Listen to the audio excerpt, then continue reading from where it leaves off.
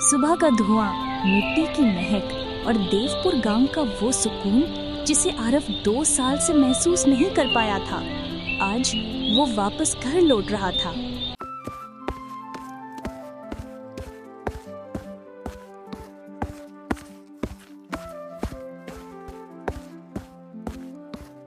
अरे जमुना जी, आप हर रात यहाँ अकेली क्यों बैठी रहती है?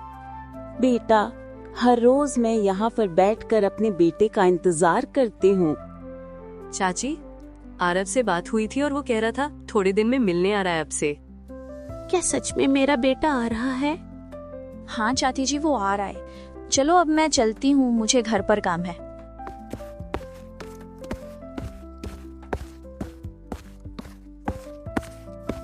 दोपहर से रात हो गई, लेकिन आरव अभी तक शहर से घर नहीं आया और जामिना जी अभी तक अपने बेटे के इंतजार में घर से बाहर बैठी है।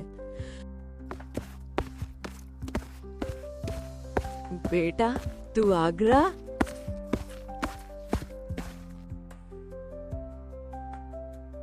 हाँ माँ, इस बार थोड़ा लंबी टाइम के लिए। तू कम से कम फोन तो कर देता, मैं तो रोज तेरी राह देखती थी। बस माँ, काम इतना था कि वक्त ही नहीं मिला। वैसे माँ, गांव इतना सुनसान क्यों लग रहा है? पहले तो रात हो या सुबह सब लोग घर के बाहर दिखे जाते थे। दिखेंगे बेटा, सब दिखेंगे, बस अब लोग बाहर कम निकलते हैं। क्यों माँ, क्या हुआ है गांव में? बेटा, कुछ बातें ऐसे नहीं बोल सकती, घर चल बैठकर बताऊंगी। माँ, कुछ सीरियस है गला? बस घर चल। माँ, खाना बहुत ही अच्छा बनाया था तुमने। कितने दिनों बाद ऐसा खाना खाने को मिला है। इसीलिए कहती हूँ, मुझसे मिलने आया कर तू। वो सब छोड़ो माँ, अब तो बता दो गांव में हुआ क्या है। जब से मैं आया हूँ कोई मुझे बाहर ही नहीं दिखा है और गांव के रास्ते में जो लोग थे वो लोग भी मुझे अजीब नजर से देख रहे थे। बेटा, देवपुर पे कुछ साए छाए हुए हैं। कैसी साए? रात के बाद लोग बाहर नहीं निकलते, कुछ आवाजें सुनाई देती हैं, कुछ चीजें गायब हो जाती हैं, और सबसे बड़ी बात, बोलिए माँ। गांव वाले कहते हैं पुराना बरगद का पेड़ जाग गया है। माँ, ये सब अंधविश्वास है। पेड़ भी जागता है क्या? तूने नहीं देखा आरव, लेकिन गांव वाली चीजों को खुद अपनी आंखों से देख चुके हैं। क्या चीज माँ? रात को उस पेड़ से रोने की आवाज आती है और कई गांव वालों ने वहां पर भूतनी और दानव को भी देखा है।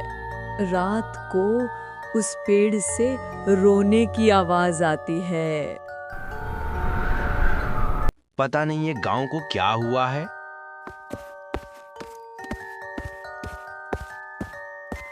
आन्या, रात को यहाँ सब ठीक तो है?